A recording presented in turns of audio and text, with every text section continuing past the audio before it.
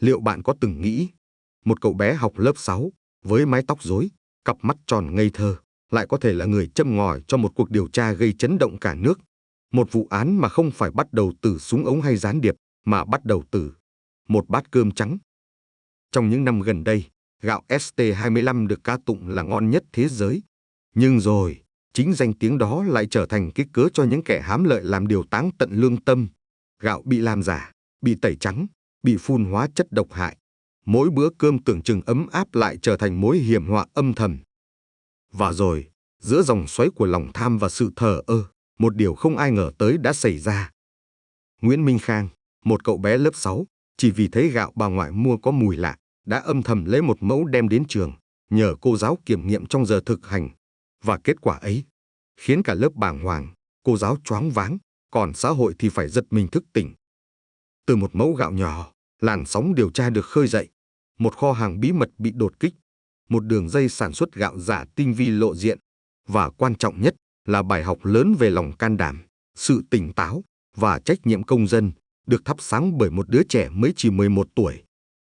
Bạn sẽ không tin những gì sắp nghe, nhưng đó là sự thật, là hành trình phá án nghẹt thở, bắt đầu từ một mâm cơm tưởng chừng rất đỗi bình thường. Nếu bạn thấy câu chuyện này đáng suy ngẫm, hãy nhấn like, để lại bình luận bên dưới và chia sẻ video đến nhiều người hơn nữa. Đừng quên nhấn đăng ký kênh Nhịp Sống để tiếp tục đồng hành cùng những hành trình khám phá sự thật đằng sau những điều tưởng chừng bình dị nhất trong cuộc sống này. Tiếng ve râm ran ngoài cửa sổ gọi buổi trưa hè oi ả. Trong căn bếp nhỏ quen thuộc, Nguyễn Minh Khang, cậu học trò lớp 6 có dáng người gầy gầy, mái tóc đen nhánh và đôi mắt sáng, đang phụ bà ngoại dọn cơm.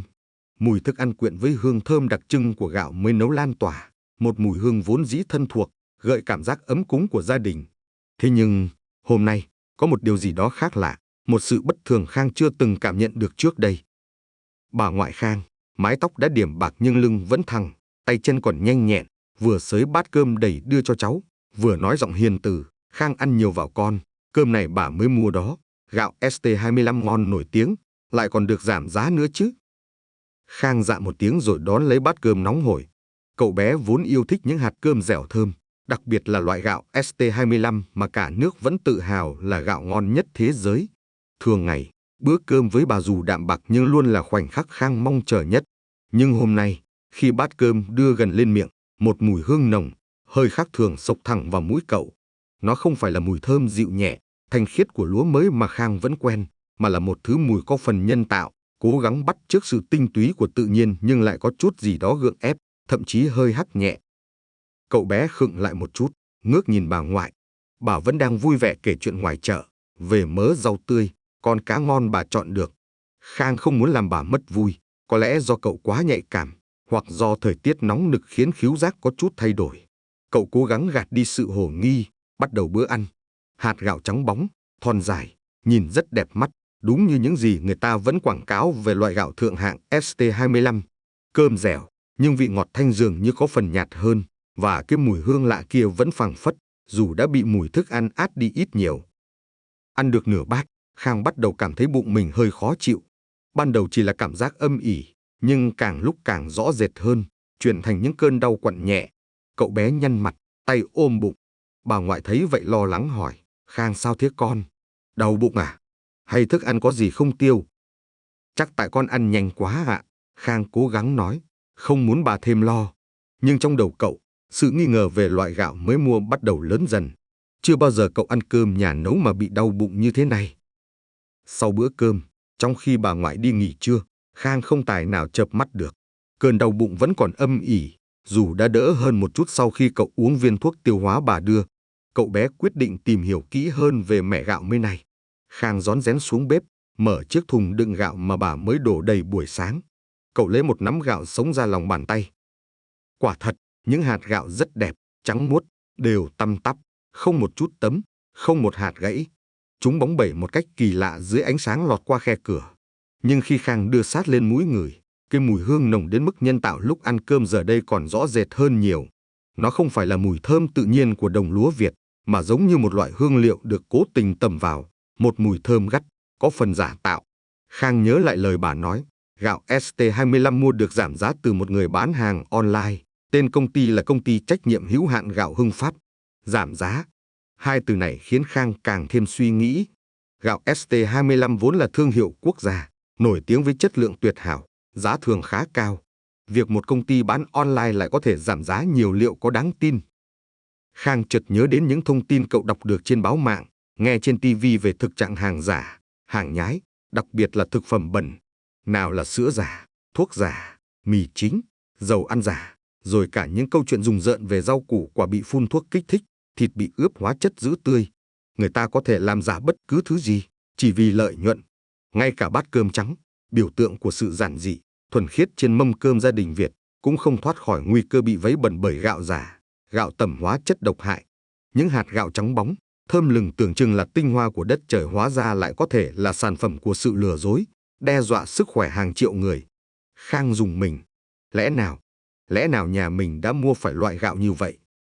Cơn đau bụng của cậu có liên quan gì đến loại gạo này không? Khang không dám chắc, nhưng một sự bất an lớn dần trong lòng cậu bé. Cậu nghĩ đến bà ngoại, bà tuổi đã cao, sức khỏe không còn được như trước.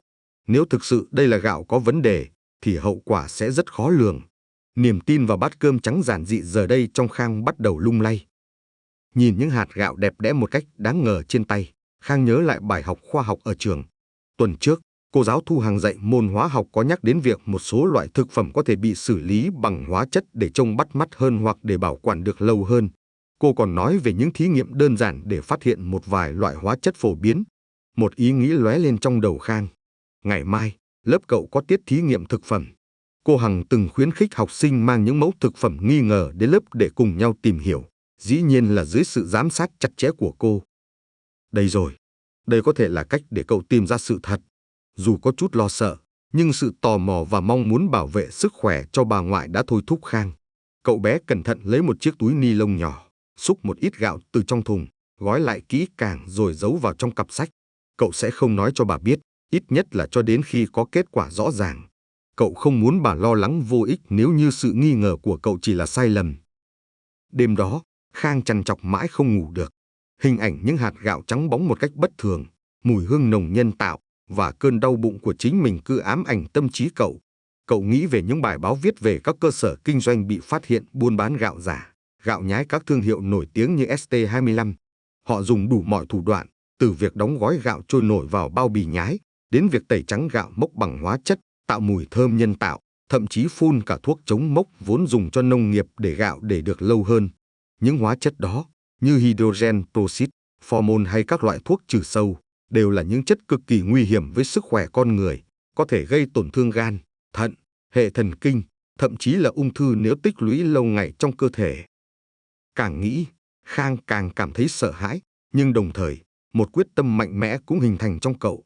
Nếu loại gạo nhà cậu đang ăn thực sự là gạo giả, gạo tẩm hóa chất, thì không chỉ gia đình cậu gặp nguy hiểm, mà còn biết bao nhiêu người khác nữa cũng có thể là nạn nhân của công ty trách nhiệm hữu hạn gạo Hưng Phát kia. Họ, cũng giống như bà ngoại cậu, có thể bị thu hút bởi cái mác gạo ngon ST25 và mức giá rẻ mà không hề hay biết mình đang rước họa vào thân. Niềm tin vào những điều tốt đẹp, vào sự an toàn của thực phẩm hàng ngày đang bị những kẻ trục lợi vô đạo đức đánh cắp. Khang nhớ lại hình ảnh những bao gạo ST25 thật mà cậu từng thấy trong siêu thị. Chúng có logo rõ ràng, thông tin nhà sản xuất đầy đủ, và quan trọng nhất là mùi thơm tự nhiên, dễ chịu. Còn loại gạo bà mua, ngoài cái tên ST25 được quảng cáo rầm rộ trên mạng, Khang không chắc về nguồn gốc xuất xứ của nó. Cậu tự nhủ, ngày mai, cậu nhất định phải nhờ cô Thu Hằng kiểm tra thật kỹ mẫu gạo này. Dù kết quả có ra sao, việc làm sáng tỏ sự thật là điều cần thiết. Một cậu bé lớp 6 như Khang có thể không làm được điều gì lớn lao, nhưng ít nhất, cậu có thể bắt đầu từ việc bảo vệ chính bữa cơm của gia đình mình. Và biết đâu, hành động nhỏ bé của cậu lại có thể góp phần cảnh báo cho những người khác. Bát cơm trắng vốn là linh hồn của bữa cơm Việt, không thể để nó bị vấy bẩn bởi sự gian dối và lòng tham không đáy. Bên ngoài, màn đêm buông xuống, nhưng trong lòng Khang, một cuộc đấu tranh thầm lặng và một quyết định quan trọng vừa mới bắt đầu. Cậu bé ôm chiếc cặp có gói gạo nhỏ, mong trời mau sáng. Sáng hôm sau, Nguyễn Minh Khang đến lớp với một tâm trạng khác hẳn mọi ngày. Bên cạnh những cuốn vở, cây bút, trong chiếc cặp nặng trĩu còn có gói gạo nhỏ mà cậu đã cẩn thận cất giữ từ tối qua. Cảm giác hồi hộp xen lẫn một chút lo lắng khiến bước chân cậu như nặng hơn. Cậu không ngừng nghĩ về những gì có thể xảy ra trong phòng thí nghiệm. Liệu những nghi ngờ của cậu có đúng không? Hay tất cả chỉ là do cậu tưởng tượng, và cậu sẽ trở thành trò cười cho bạn bè nếu kết quả không có gì bất thường? Tiết học buổi sáng trôi qua chậm chạp. Khang cố gắng tập trung vào bài giảng nhưng tâm trí cậu cứ hướng về gói gạo trong cặp và tiết thí nghiệm thực phẩm vào buổi chiều. Giờ giải lao, cậu cũng không dám chạy nhảy nô đùa như mọi khi mà chỉ ngồi một chỗ, thỉnh thoảng lại liếc nhìn chiếc cặp sách với vẻ đầy ưu tư. Cuối cùng, tiếng chuông báo hiệu giờ học buổi chiều cũng vang lên. Tiết đầu tiên chính là tiết thực hành môn hóa học của cô Trần Thu Hằng. Cô Hằng là một giáo viên trẻ, nhiệt huyết và rất được học sinh yêu quý vì sự tận tâm vào phương pháp giảng dạy thú vị. Cô thường khuyến khích học sinh tự tìm tòi, khám phá và không ngần ngại đặt câu hỏi. Chính điều này đã tiếp thêm dũng khí cho Khang. Khi cả lớp đã ổn định trong phòng thí nghiệm với đầy đủ các dụng cụ, hóa chất quen thuộc, cô Hằng bắt đầu buổi học bằng việc giới thiệu chủ đề của ngày hôm nay, kiểm tra một số chỉ tiêu cảm quan và hóa học cơ bản của thực phẩm. Sau khi giảng giải một lượt về lý thuyết và các bước tiến hành một vài thí nghiệm đơn giản, cô mỉm cười hỏi, có em nào mang theo mẫu thực phẩm muốn chúng ta cùng kiểm tra hôm nay không? Cả lớp im phăng phắc. Thường thì học sinh khá e dè trong những tình huống thế này. Khang hít một hơi thật sâu. Tim cậu đập thình thịch. Đây chính là lúc cậu rụt rè giơ tay. Cô Hằng nhìn về phía Khang, ánh mắt lộ rõ vẻ ngạc nhiên nhưng cũng đầy khích lệ. Minh Khang, em có mẫu gì muốn chia sẻ với cả lớp nào? Khang đứng dậy, giọng hơi run. Thưa cô, em có mang một ít gạo. Em nghi ngờ nó có gì đó không bình thường ạ. Cả lớp bắt đầu xì xào. Vài ánh mắt tò mò hướng về phía Khang. Cô Hằng ra hiệu cho cả lớp im lặng rồi bước xuống gần bàn của Khang. Em có thể nói rõ hơn không? Khang, điều gì khiến em nghi ngờ về mẫu gạo này? Khang lấy gói gạo từ trong cặp ra, cẩn thận đặt lên bàn. Thưa cô, đây là gạo ST25 nhà em mới mua. Nhưng khi nấu cơm, em thấy nó có mùi hơi lạ, không giống mùi gạo ST25 bình thường. Và sau khi ăn, em bị đau bụng ạ. Cậu không quên kể thêm về việc bà ngoại mua gạo này từ một công ty bán hàng online tên là Công ty Trách nhiệm hữu hạn Gạo Hưng Phát với giá rẻ hơn nhiều so với thị trường. Cô Hằng chăm chú lắng nghe, đôi mày thanh tú hơi nhíu lại. Cô cầm lấy gói gạo Khang đưa, quan sát kỹ những hạt gạo trắng bóng, thon dài. Nhìn bề ngoài thì những hạt gạo này rất đẹp, đúng tiêu chuẩn của gạo ST25, cô nhận xét. Tuy nhiên, như Khang nói, mùi và việc gây đau bụng là những dấu hiệu cần phải xem xét kỹ. Cô quyết định, được rồi, Khang, hôm nay chúng ta sẽ ưu tiên kiểm tra mẫu gạo của em. Cả lớp hãy cùng quan sát nhé.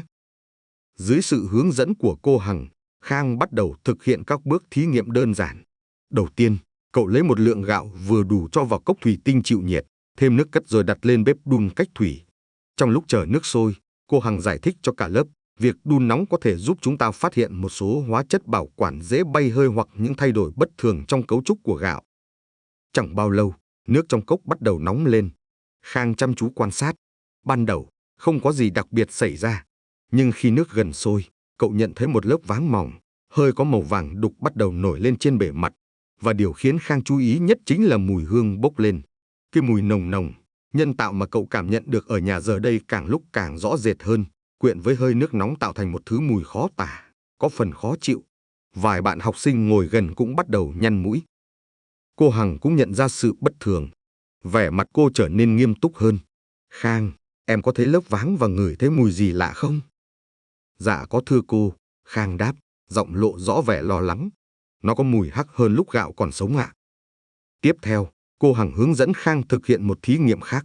Cô lấy một ít gạo đã đun qua, dàn mỏng trên đĩa Petri rồi đưa vào một chiếc hộp có gắn đèn ủy viên. Bây giờ chúng ta sẽ chiếu tia UV lên mẫu gạo này. Một số hóa chất tẩy trắng hoặc chất bảo quản có thể phát quang dưới ánh sáng tia cực tím, cô giải thích. Khi đèn ủy viên được bật lên, cả Khang và cô Hằng đều sững người. Phần nước gạo bao quanh những hạt gạo bỗng nhiên ánh lên một màu xanh nhờ nhờ, không tự nhiên. Những hạt gạo, vốn trắng bóng dưới ánh sáng thường, giờ đây lại có những đốm sáng lân tinh kỳ lạ. Không khí trong phòng thí nghiệm như đặc lại. Những tiếng xì xào ban nãy đã tắt hẳn, thay vào đó là sự im lặng và những ánh mắt đầy ngạc nhiên, hoang mang của các học sinh. Cô Hằng tắt đèn ủy viên, vẻ mặt đăm chiêu. Những biểu hiện này thực sự đáng ngờ, cô nói, giọng đã có phần căng thẳng. Màu nước thay đổi, lớp váng xuất hiện khi đun, mùi lạ và sự phát quang dưới tia UV. Tất cả đều cho thấy có khả năng mẫu gạo này đã bị xử lý bằng hóa chất. Cô nhìn Khang, ánh mắt vừa có sự cảm thông, vừa có chút gì đó khâm phục sự nhạy bén của cậu học trò nhỏ. Để có kết luận chính xác, cô Hằng nói tiếp, chúng ta cần phải đưa mẫu gạo này đi xét nghiệm ở các trung tâm kiểm nghiệm chuyên sâu hơn. Nhà trường sẽ hỗ trợ việc này. Cô cẩn thận gói lại mẫu gạo của Khang, ghi chú cẩn thận ngày giờ và những biểu hiện quan sát được. Cô sẽ báo cáo việc này với ban giám hiệu nhà trường ngay lập tức. Buổi học hôm đó kết thúc trong một không khí khá nặng nề. Hình ảnh những hạt gạo phát sáng kỳ lạ và mùi hương khó chịu cứ ám ảnh tâm trí Khang. Cậu vừa lo sợ cho sức khỏe của bà, của chính mình, vừa cảm thấy một chút tự hào vì đã dũng cảm nói ra sự nghi ngờ của mình. Những ngày sau đó, Khang sống trong tâm trạng chờ đợi. Cậu không dám kể chuyện này cho bà ngoại nghe, sợ bà lo lắng. Mỗi bữa cơm, cậu đều cố gắng ăn thật ít, viện cớ không đói hoặc đã ăn vặt ở trường. Cậu mong ngóng tin tức từ cô Hằng từng ngày. Khoảng một tuần sau, vào một buổi chiều, cô Hằng gọi Khang ở lại sau giờ học. Vẻ mặt cô rất nghiêm trọng. Cô đưa cho Khang xem một tờ phiếu kết quả xét nghiệm. Khang à, cô bắt đầu, giọng cố gắng giữ bình tĩnh. Kết quả xét nghiệm mẫu gạo nhà em đã có rồi. Và nó thực sự đáng báo động. Khang nín thở, tim đập nhanh. Cậu nhìn vào những dòng chữ và con số trên tờ giấy, dù không hiểu hết nhưng cũng cảm nhận được sự bất thường. Cô Hằng chỉ vào một vài mục trên tờ phiếu, kết quả cho thấy trong mẫu gạo này có dư lượng của hydrogen peroxide và formaldehyde với nồng độ vượt quá mức cho phép rất nhiều lần. Hydrogen peroxide, formaldehyde. Khang đã từng nghe tên những hóa chất này trong các bài học. Đó đều là những chất cực độc. Cậu nhớ cô Hằng từng giảng rằng hydrogen peroxide, hay còn gọi là oxy già, dù được dùng để sát khuẩn nhưng nếu sử dụng trong thực phẩm với mục đích tẩy trắng hoặc bảo quản thì vô cùng nguy hiểm, có thể phá hủy cấu trúc tinh bột, gây rối loạn tiêu hóa, viêm loét dạ dày nếu dùng lâu dài. Còn formaldehyde hay formol thường được dùng để ướp xác hoặc trong công nghiệp sản xuất đồ gỗ, chất dẻo. Việc nó xuất hiện trong gạo là một điều không thể chấp nhận được. Đây là những chất có khả năng gây tổn thương gan, thận, hệ thần kinh, thậm chí là ung thư. Đầu óc Khang quay cuồng. Vậy là linh cảm của cậu đã đúng. Bát cơm trắng thơm ngon mà bà cháu cậu vẫn ăn hàng ngày lại chứa đựng những chất độc hại khủng khiếp như vậy. Cơn đau bụng của cậu hôm trước chắc chắn là do chúng gây ra. Còn bà ngoại cậu thì sao? Bà đã ăn loại gạo này nhiều hơn cậu. Nghĩ đến đây, Khang không kìm được nước mắt. Cô Hằng nhẹ nhàng đặt tay lên vai Khang. Cô hiểu cảm giác của em lúc này. Đây là một thông tin rất sốc. Nhà trường đã báo cáo sự việc này lên các cơ quan chức năng có thẩm quyền. Họ sẽ vào cuộc điều tra công ty trách nhiệm hữu hạn gạo Hưng Phát kia.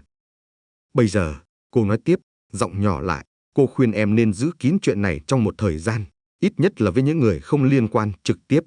Việc này rất phức tạp và cần sự xử lý cẩn trọng từ phía cơ quan chức năng để tránh gây hoang mang không cần thiết trong cộng đồng khi mọi việc chưa được làm sáng tỏ hoàn toàn, và để không ảnh hưởng đến quá trình điều tra. Khang gật đầu, cố gắng kìm nén cảm xúc. Cậu hiểu ý của cô Hằng. Nhưng trong lòng cậu bé, một sự đấu tranh khác lại bắt đầu. Giữ kín ư? Làm sao cậu có thể giữ kín khi biết rằng có thể còn rất nhiều người khác cũng đang ăn phải loại gạo độc hại này mỗi ngày? Họ cũng có thể là những người già, trẻ em, những người có sức khỏe yếu. Nếu không ai lên tiếng, những kẻ vô lương tâm kia sẽ còn tiếp tục đầu độc biết bao nhiêu người nữa. Tối hôm đó, Khang không tài nào ngủ được. Lời dặn của cô Hằng và những thông tin trên phiếu xét nghiệm cứ xoay vần trong tâm trí cậu. Cậu nghĩ đến những video vạch trần thực phẩm bẩn mà cậu thỉnh thoảng xem trên mạng. Có một YouTuber chuyên làm về mảng này, có biệt danh là bác Mập Khui Hàng. Những video của bác Mập luôn thu hút hàng triệu lượt xem vì sự thẳng thắn, dám đối đầu với những tiêu cực và cung cấp những thông tin xác thực, cảnh báo cho người tiêu dùng. Một ý nghĩ táo bạo nảy ra trong đầu Khang. Tại sao cậu không thử liên hệ với bác Mập Khui Hàng? Có thể bác Mập sẽ có cách để đưa vụ việc này ra ánh sáng một cách rộng rãi hơn, nhanh chóng hơn, cảnh báo được nhiều người hơn trong khi chờ đợi cơ quan chức năng vào cuộc. Dù cô Hằng khuyên nên cẩn trọng, nhưng Khang cảm thấy mình không thể ngồi yên.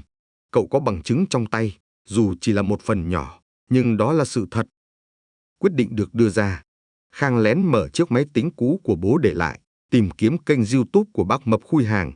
Cậu run run gõ những dòng tin nhắn, kể lại toàn bộ câu chuyện của mình, từ việc mua gạo, những dấu hiệu bất thường, kết quả thí nghiệm ở trường, cho đến kết luận xét nghiệm cuối cùng. Cậu không quên đính kèm bản chụp phiếu kết quả xét nghiệm mà cô Hằng đã cho cậu xem một cách kín đáo. Cậu biết đây là một việc làm mạo hiểm, có thể mang lại rắc rối, nhưng lương tâm không cho phép cậu im lặng. Gửi đi tin nhắn, Khang cảm thấy lòng mình nhẹ nhõm hơn một chút, nhưng cũng đầy phấp phồng chờ đợi. Cậu hy vọng bác mập khui hàng sẽ đọc được tin nhắn của cậu và tin vào những gì cậu nói. Cậu bé không biết rằng quyết định này của mình sắp thổi bùng lên một vụ việc chấn động, hé lộ một đường dây sản xuất gạo giả tinh vi và tàn độc. Ở một góc khác của thành phố, cách xa ngôi trường nhỏ bé của Minh Khang, bác mập khui hàng, một YouTuber có tiếng trong giới đánh giá thực phẩm và vạch trần hàng giả, đang nhíu mày đọc tin nhắn trên màn hình máy tính. Kênh của anh có hàng triệu người theo dõi, mỗi video đều được đầu tư kỹ lưỡng, từ khâu thu thập thông tin đến ghi hình và phân tích. Hàng ngày, hòm thư của anh nhận được vô số tin nhắn từ khán giả, có những lời khen ngợi, có những yêu cầu review sản phẩm, và cũng không ít những tố cáo về thực phẩm bẩn, hàng nhái. Anh phải rất cẩn trọng để sàng lọc thông tin, tránh bị dắt mũi hoặc đưa tin sai lệch. Tin nhắn của một cậu bé tự xưng là Nguyễn Minh Khang, học sinh lớp 6, ban đầu không khiến anh chú ý nhiều. Nhưng khi đọc kỹ hơn, đặc biệt là khi xem tệp đính kèm là phiếu kết quả xét nghiệm có dấu đỏ của một trung tâm kiểm nghiệm uy tín, bác mập bắt đầu cảm thấy có điều gì đó nghiêm trọng. Hydrogen peroxide và formaldehyde trong gạo ST25, một thương hiệu gạo quốc gia đây không phải là chuyện đùa. Anh nhớ lại những thông tin về tình trạng gạo giả, gạo tẩm hóa chất tràn lan trên thị trường mà báo chí đã từng đưa tin. Những hạt gạo trắng bóng, thơm lừng đôi khi lại là sản phẩm của sự lừa dối, đe dọa sức khỏe người tiêu dùng. Bác mập quyết định liên lạc lại với Minh Khang. Sau vài dòng trao đổi cẩn trọng qua tin nhắn để xác minh thêm thông tin và đảm bảo cậu bé không bịa chuyện, anh cảm nhận được sự chân thành và nỗi lo lắng thực sự từ Khang. Cậu bé kể rành rọt về việc bà ngoại mua gạo từ công ty trách nhiệm hữu hạn gạo Hưng Phát qua mạng, những biểu hiện bất thường của gạo, và cả việc cậu đã lén mang gạo đi xét nghiệm ở trường. Khang còn kể thêm, sau khi có kết quả từ cô giáo, cậu đã thử tìm kiếm thông tin về công ty này trên mạng và phát hiện một cửa hàng trực tuyến trên Shopee có tên Gạo Ngon Chính Hiệu bán loại gạo ST25 với bao bì và những lời quảng cáo y hệt như loại gạo nhà cậu đã mua, cũng với mức giá rẻ đáng ngờ. Chính điều này đã thôi thúc cậu liên hệ với bác mập. Thông tin này thực sự giá trị. Bác mập hiểu rằng, để vạch trần được đường dây này, cần phải có bằng chứng xác thực, không thể chỉ dựa vào phiếu xét nghiệm của Khang. Anh cần phải tự mình đặt hàng, ghi lại toàn bộ quá trình từ lúc nhận hàng đến khi kiểm tra sản phẩm. Đó chính là cách làm quen thuộc và hiệu quả nhất của anh. Cháu cứ yên tâm, Khang ạ. Bác sẽ tìm hiểu vụ này. Bác mập nhắn lại cho Khang, không quên dặn dò cậu bé giữ im lặng và không tự mình làm thêm bất cứ điều gì có thể gây nguy hiểm. Việc còn lại cứ để bác lo. Nhận được lời hứa từ bác mập, Khang như trút được gánh nặng. Cậu tin tưởng vào uy tín và khả năng của vị YouTuber này. Dù vẫn còn lo lắng, nhưng ít nhất cậu biết mình không đơn độc trong cuộc chiến này. Ngay lập tức, bác mập khui hàng bắt tay vào việc.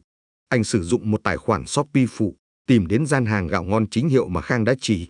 Đúng như lời cậu bé, gian hàng này đang bán rầm rộ sản phẩm gạo ST25 với những lời quảng cáo hoa mỹ về chất lượng ngon nhất thế giới, hạt ngọc trời cho, kèm theo hình ảnh bao bì bắt mắt, và tất nhiên, một mức giá ưu đãi đặc biệt thấp hơn nhiều so với giá gạo ST25 chính hãng trên thị trường.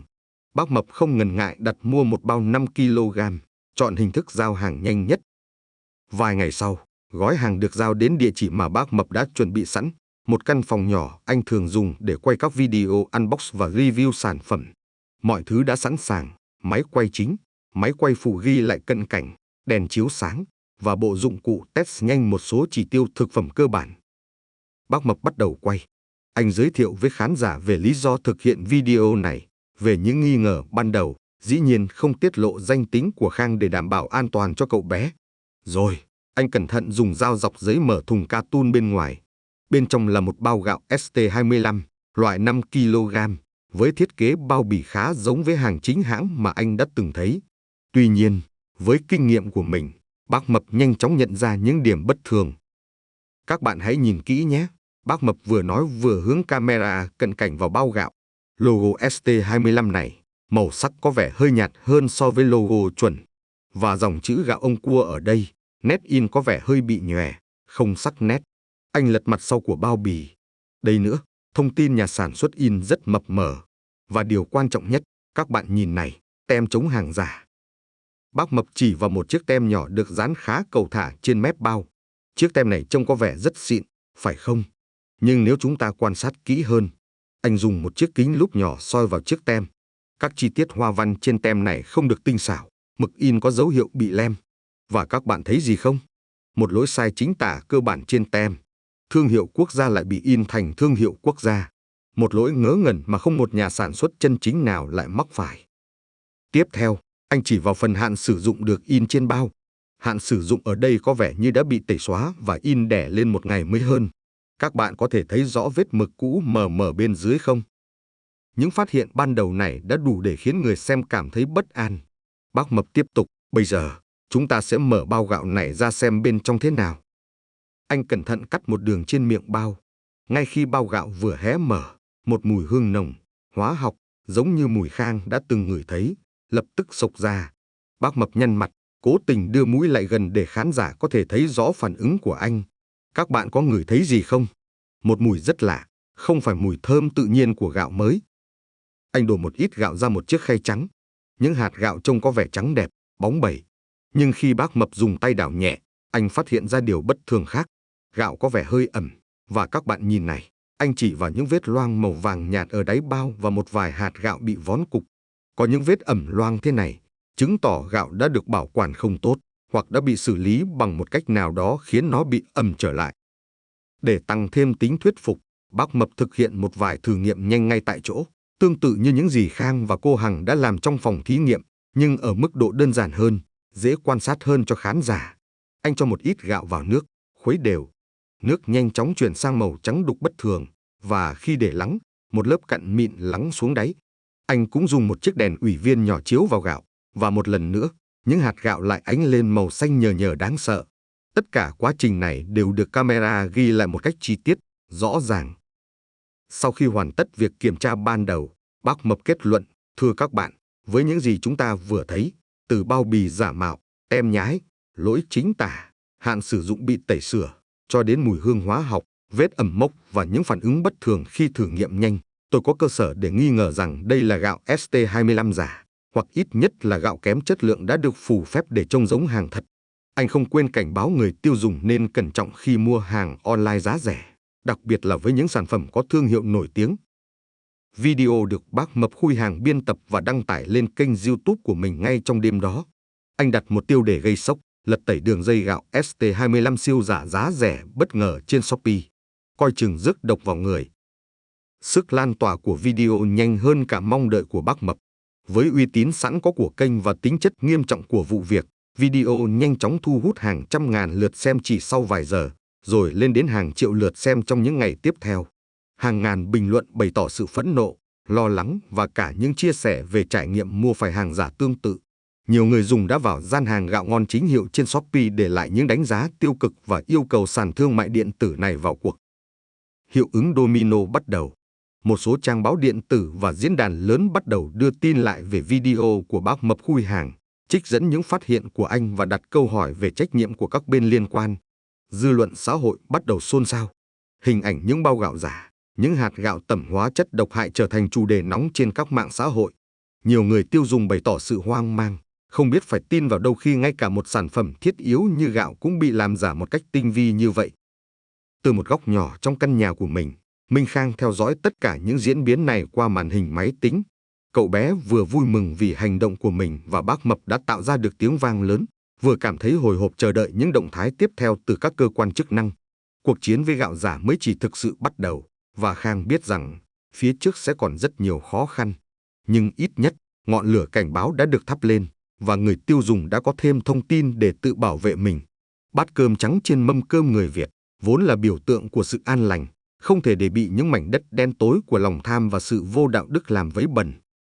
Sức nóng từ video của bác Mập Khui Hàng không chỉ dừng lại ở cộng đồng mạng. Các cơ quan chức năng, vốn đã nhận được báo cáo ban đầu từ phía nhà trường của Minh Khang và cô giáo Thu Hằng về trường hợp gạo nhiễm hóa chất, giờ đây có thêm áp lực và những bằng chứng cụ thể hơn để đẩy nhanh quá trình điều tra. Lãnh đạo Cục Quản lý Thị trường thành phố, cùng với các đơn vị công an kinh tế, đã tổ chức nhiều cuộc họp khẩn. Thông tin từ phiếu xét nghiệm Khang cung cấp, kết hợp với những gì bác Mập Khui Hàng phanh phui về bao bì, tem nhãn giả mạo của góp gạo ngon chính hiệu trên Shopee, đã giúp lực lượng chức năng khoanh vùng đối tượng nghi vấn. Manh mối quan trọng chính là cái tên công ty trách nhiệm hữu hạn gạo Hưng Phát mà bà ngoại Khang đã nhắc đến. Các điều tra viên nhanh chóng xác minh, địa chỉ đăng ký kinh doanh của công ty này là một văn phòng nhỏ, không có hoạt động sản xuất hay kho bãi đáng kể. Tuy nhiên, Qua các biện pháp nghiệp vụ và rà soát thông tin giao dịch của vóc gạo ngon chính hiệu, lực lượng chức năng đã lần ra được một địa điểm khả nghi, một nhà kho lớn nằm ở khu vực ngoại thành, được thuê dưới tên một cá nhân khác nhưng có nhiều dấu hiệu liên quan đến hoạt động của gạo Hưng Phát. Nơi đây được ngụy trang khá kỹ, ít người qua lại, và thường xuyên có các xe tải nhỏ ra vào những thời điểm mờ ám như tờ mờ sáng hoặc đêm khuya. Một kế hoạch phối hợp kiểm tra đột xuất được vạch ra chi tiết. Các đội trinh sát được cử đi theo dõi, nắm bắt quy luật hoạt động của kho hàng.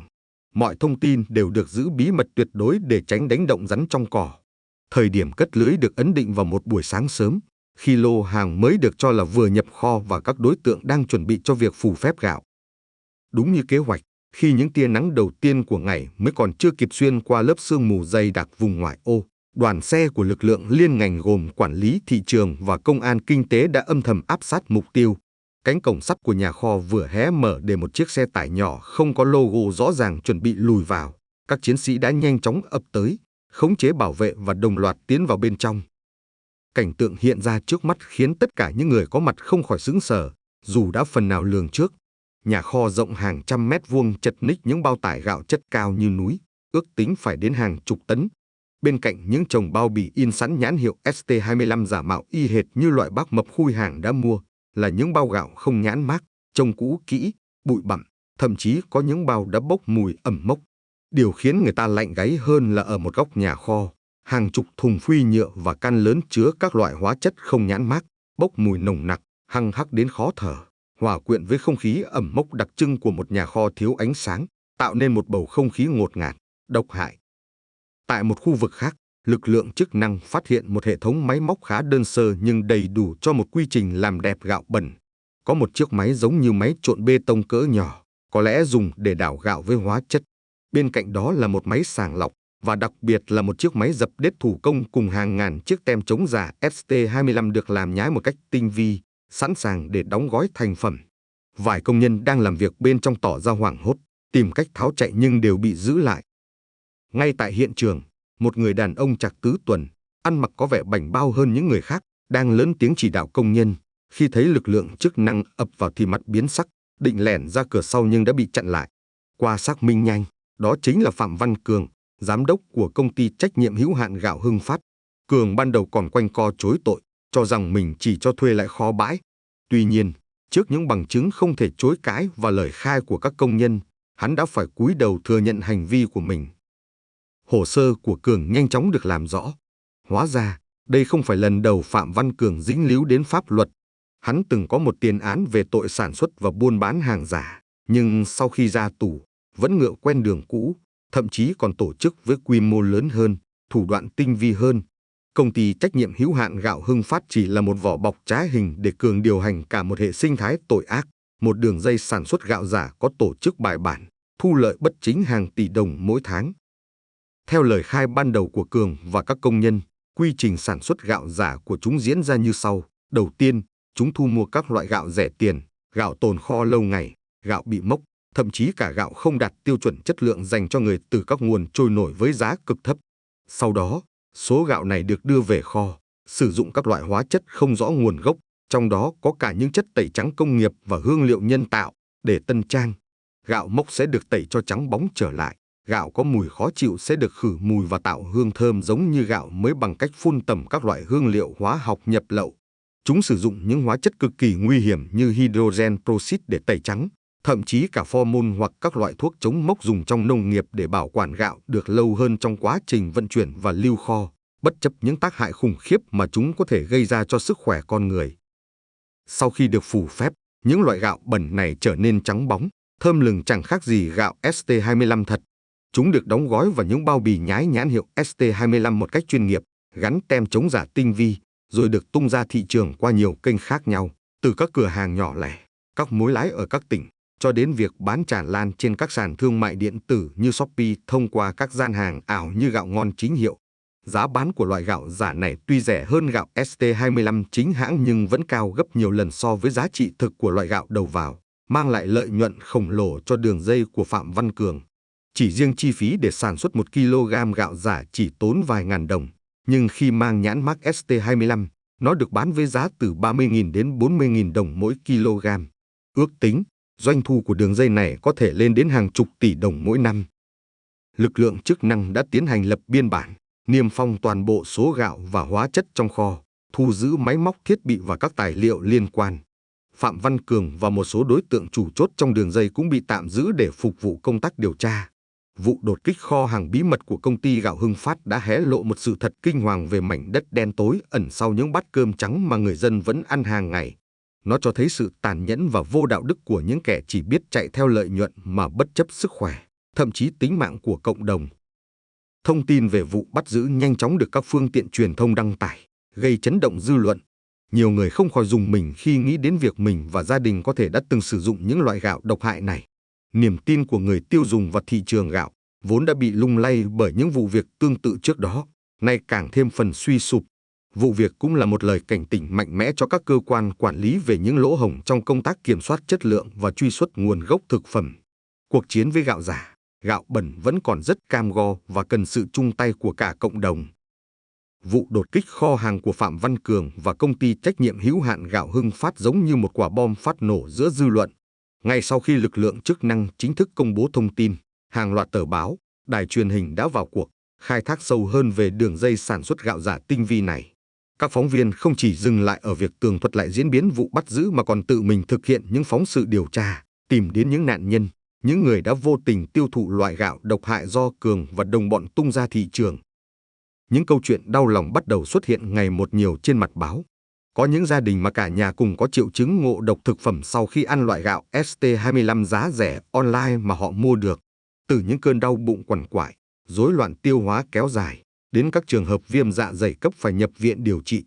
Nhiều người bàng hoàng nhận ra, thủ phạm gây nên những vấn đề sức khỏe mà họ phải chịu đựng bấy lâu nay lại chính là những hạt gạo trắng ngần, thơm phức mà họ vẫn tin tưởng dùng trong mỗi bữa cơm.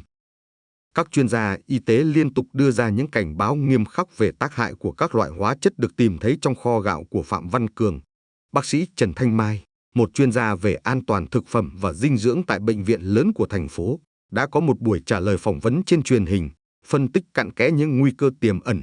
Hydrogen peroxide hay oxy già, nếu được sử dụng để tẩy trắng gạo, có thể phá hủy cấu trúc tinh bột, làm biến đổi thành phần dinh dưỡng của hạt gạo. Quan trọng hơn, khi đi vào cơ thể, nó có thể gây kích ứng mạnh đường tiêu hóa, dẫn đến các triệu chứng như đau dạ dày, buồn nôn, và nếu tiếp xúc lâu dài, có thể gây viêm loét dạ dày, tá tràng nghiêm trọng, bà Mai giải thích. Còn formaldehyde, bà tiếp tục với vẻ mặt đầy lo ngại, thì còn nguy hiểm hơn rất nhiều.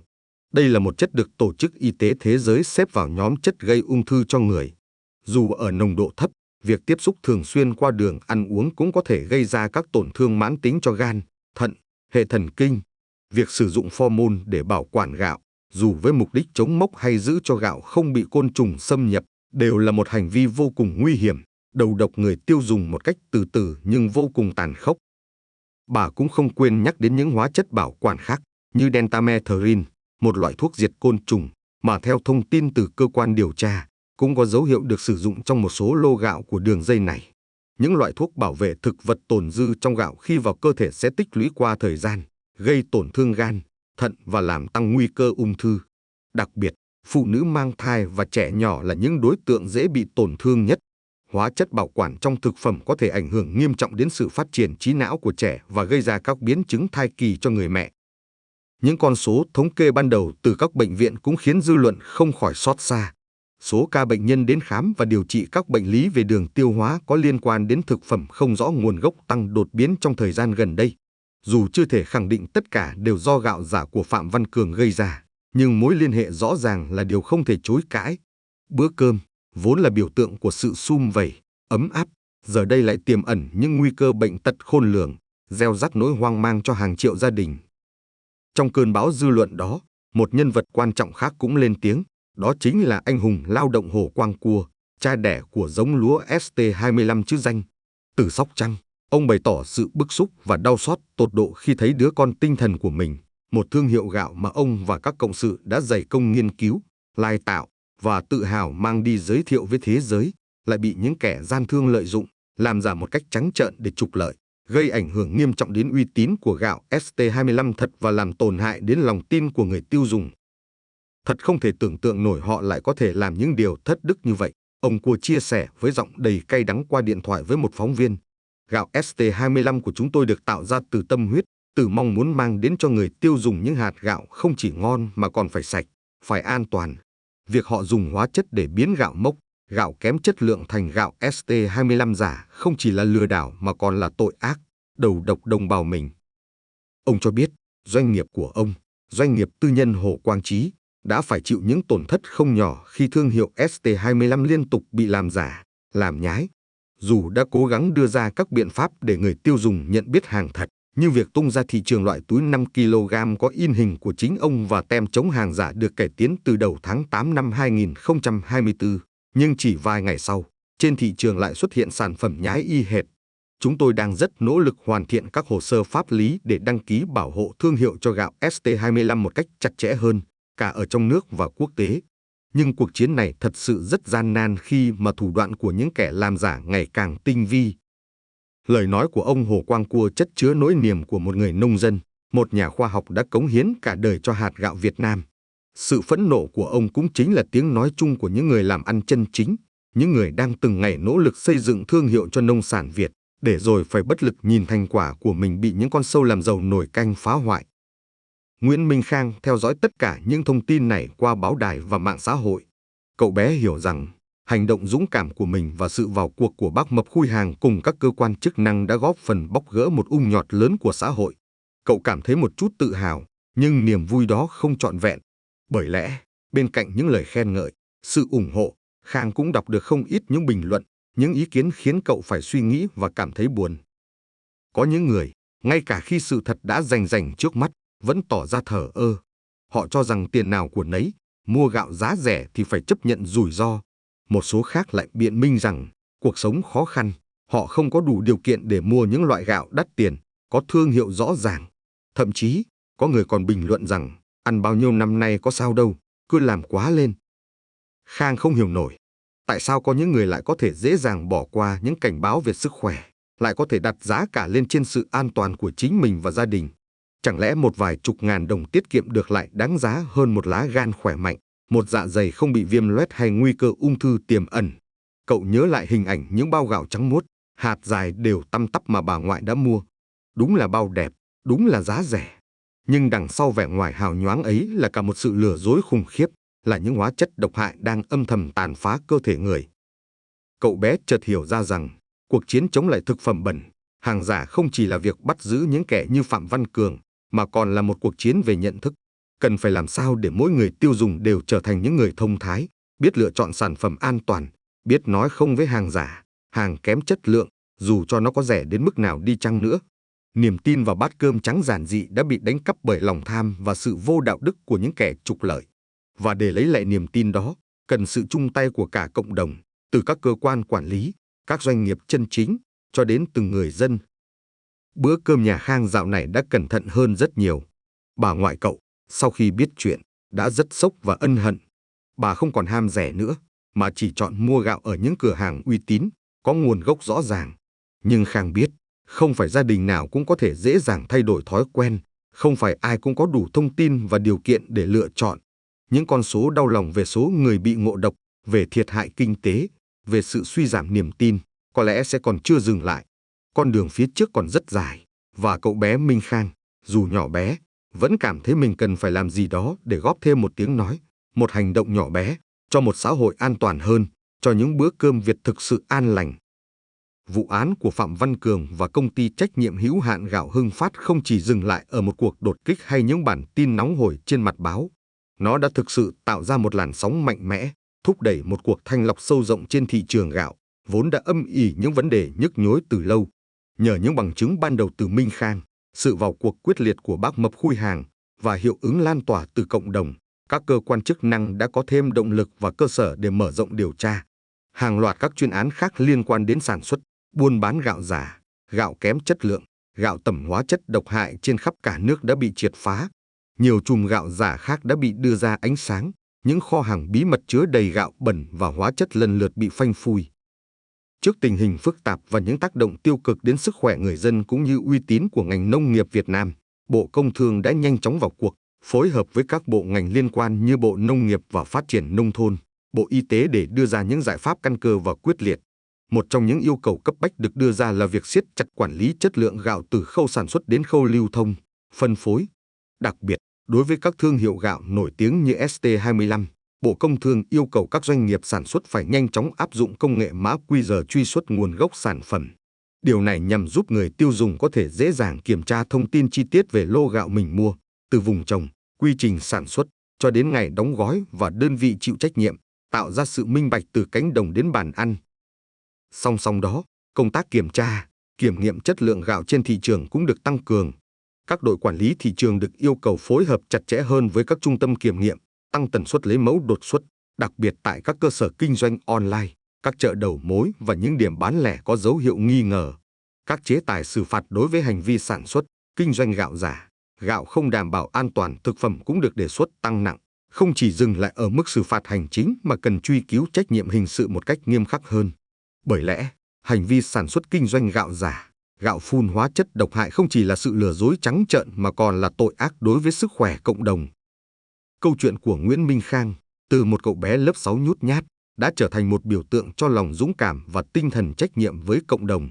Dù ban đầu, danh tính của cậu được giữ kín để đảm bảo an toàn, nhưng qua lời kể của cô giáo Thu Hằng và sự trân trọng từ bác Mập Khui Hàng, sau khi được sự đồng ý của gia đình Khang, câu chuyện về cậu bé mang mẫu gạo đi xét nghiệm đã dần được nhiều người biết đến.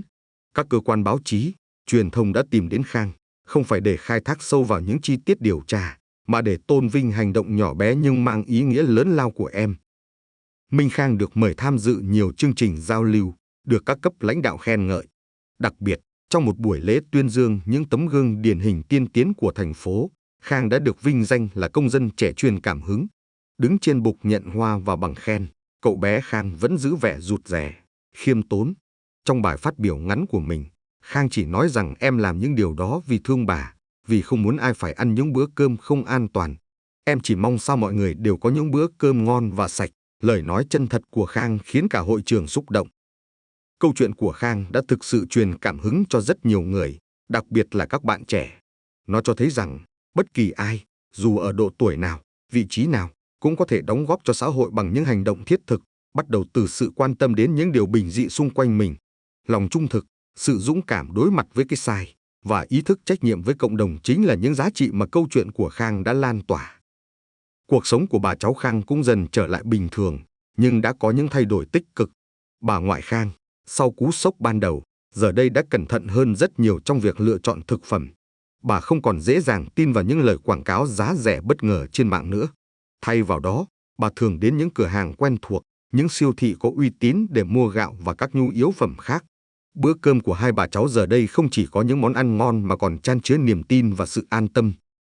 Những bao gạo ST25 thật, có nguồn gốc rõ ràng, có mã QR để kiểm tra, đã thay thế cho những loại gạo mập mờ về xuất xứ trước đây. Khi xới những bát cơm trắng dẻo, thơm lừng hương lúa mới tự nhiên, Khang cảm nhận được trọn vẹn giá trị của sự chân thật.